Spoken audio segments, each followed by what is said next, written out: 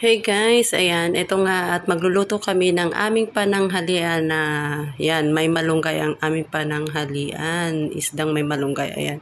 Pinagimay ko yung kasamahan namin na Uganda ng malunggay kasi wala raw sa country nila yan, kaya gusto niya siya ang magimay. Ayan, at ito nga ang aming ulam ngayon, daing, ayan, dinaing ng sister ko yung isda kasi sawa na kami talaga sa paksiw, kaya ibang style naman ng pagluto namin. Ayan. Prinito niya na yung daing na yan.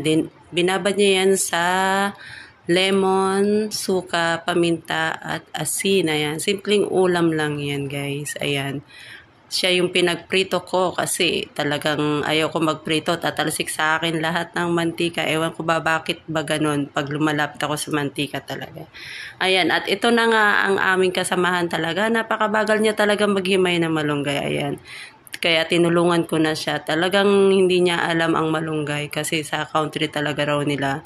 Hindi nila nakikita yung malunggay. Hindi nila alam kainin. Dito na lang niya natutunan kumain ng malunggay.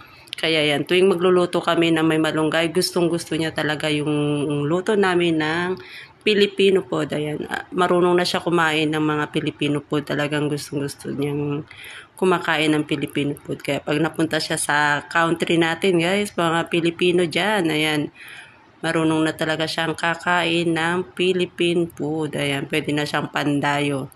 At ayan nga, napakabagal niya. Ayan, iniisa-isa, kailan pa siya matatapos. Kaya tinulungan ko na siya.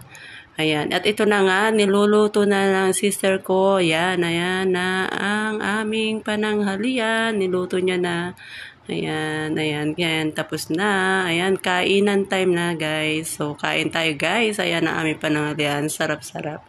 Yan, daing na isda. Ayan, guys. So, yun, guys. Thank you for watching. See you on my next vlog. Bye-bye.